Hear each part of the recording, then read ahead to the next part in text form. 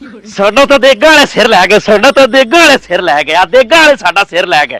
ਚਾਚਾ ਚੁੱਕੀ ਹੋ ਗਈ ਕਿਉਂ ਵਾਲਾ ਦੇ ਪੱਟੀ ਜਾਣਾ ਆਵਾਜ਼ ਨਾ ਪੱਟਾ ਤਾਂ ਹੋਰ ਕੀ ਕਰਾਂ। ਰਾਤੀ ਪਾਕਿਸਤਾਨ ਤੇ ਇੰਡੀਆ ਦਾ ਮੈਚ ਆ ਤੇ ਪਾਕਿਸਤਾਨੀ ਕੋਈ ਆਂਦਾ ਜੀ ਮੈਂ 10 ਦੇਗਾ ਕਰਾਂਗਾ, ਕੋਈ ਆਂਦਾ ਜੀ ਮੈਂ 5 ਦੇਗਾ ਕਰਾਂਗਾ। ਮੈਨੂੰ ਲੱਗਦਾ ਵੀ ਇਹ ਦੇਗਾਂ ਵਾਲੇ ਸਾਡਾ ਸਿਰ ਲੈ ਗਏ।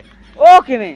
ਉਹ ਐਂ ਲੈ ਗਏ ਸਿਰ ਵੀ ਮੈਨੂੰ ਐਂ ਲੱਗਦਾ ਵੀ ਉਧਰੂ ਤਾਂ ਦੇਗਾ ਮੰਨ ਲੈਂਦੇ ਉਸਨੇ ਵੀ ਅਸੀਂ ਦਾ ਕਰਸਾਂ ਤੇ ਉਧਰੂ ਜਾ ਤੇ ਮੁਸੱਲੇ ਤੇ ਨਫਲ ਨੀਤ ਲੈਂਦੇ ਉਸਨੇ ਵੀ ਯਾਰ ਰੱਬਾ ਸਾਡੀਆਂ ਦੇਗਾਂ ਬਚਾਵੀਂ, ਯਾਰ ਰੱਬਾ ਸਾਡੀਆਂ ਦੇਗਾਂ ਬਚਾਵੀਂ। ਇਹ ਉਲਟਾ ਜਿਹੜੇ ਦੇਗਾਂ ਮੰਨਦੇ ਨੇ ਨਾ, ਬਸ ਮੈਨੂੰ ਤਾਂ ਹੀ ਲੱਗਦਾ ਦੇਗਾਂ ਮੰਨ ਦੇ ਅੰਦਰੋਂ ਦੁਆ ਹੀ ਕੀਤੀ ਜਾਂਦੀ ਉਸਨੇ, ਯਾ ਅੱਲਾ ਸਾਨੂੰ ਦੇਗਾਂ ਨਾ ਹੀ ਪਵਣ, ਯਾ ਅੱਲਾ ਸਾਨੂੰ ਦੇਗਾਂ ਨਾ ਹੀ ਪਵਣ, ਨਹੀਂ ਤਾਂ ਆਪਾਂ ਜਿੱਤ ਜਾਣਾ।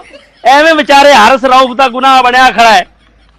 ਹੁਣ ਤੂੰ ਆਖੇਗਾ ਵੀ ਇਹ ਤਾਂ ਰੋਲਾ ਹੀ ਨਹੀਂ ਦੇਗਾਂ ਵਾਲਾ, ਰੋਲਾ ਤੇ ਇਹ ਹੈ ਬਈ ਫਖਰ ਜ਼ਮਾਨ ਤੇ ਉਹਦੇ ਨਾਲ ਜਿਹੜਾ ਦੂਜਾ ਸਾਹਿਬਜ਼ਾਦਾ, ਉਹਨਾਂ ਦੋਵਾਂ ਨੇ 103 ਸਕੋਰ ਬਣਾਇਆ ਤੇ ਬਾਕੀ ਸਾਰੀ ਟੀਮ ਨੇ 43 ਬਣਾਇਆ। ਤੂੰ ਐਂ ਆਖ ਸੇ ਵੀ ਤਾਂ ਹਾਰੇ ਨੇ। ਗੱਲ ਹੀ ਐਵੇਂ ਹੈ। ਓਏ ਐਵੇਂ ਗੱਲ ਨਹੀਂ, ਓਏ ਦੇਗਾਂ ਵਾਲੇ ਸਿਰ ਲੈ ਗਏ।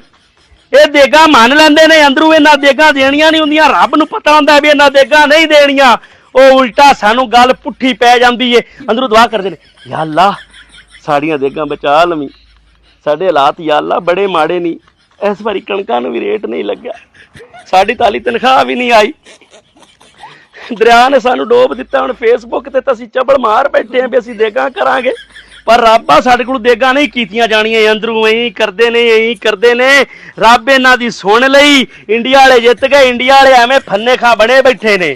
ਸਾਨੂੰ ਇੰਡੀਆ ਵਾਲਿਆਂ ਨੇ ਨਹੀਂ ਹਰਾਇਆ, ਸਾਨੂੰ ਤਾਂ ਉਹਨਾਂ ਨੇ ਹਰਾਇਆ ਜਿਨ੍ਹਾਂ ਨੇ ਸਾਡੀਆਂ ਦੇਗਾਂ ਮੰਨੀਆਂ ਆਈਆਂ ਤੇ ਅੰਦਰੋਂ ਆਂਦੇ ਰਹੇ ਨੇ, ਯਾਰ ਰੱਬ ਸਾਡੀਆਂ ਦੇਗਾਂ ਬਚਾ ਲਵੀਂ, ਨਹੀਂ ਤਾਂ ਬੰਦੇ ਖੱਚ ਕਰਸਣ ਵੀ ਫੇਸਬੁੱਕ ਤੇ ਪੋਸਟ ਲਾ ਬੈਠੇ ਤੇ ਬੰਦੇ ਬੂਹੇ ਤੇ ਆ ਜਾਣ ਵੀ ਹੁਣ ਦੇਗਾਂ ਕਰੋ, ਪਾਕਿਸਤਾਨ ਜਿੱਤ ਗਿਆ।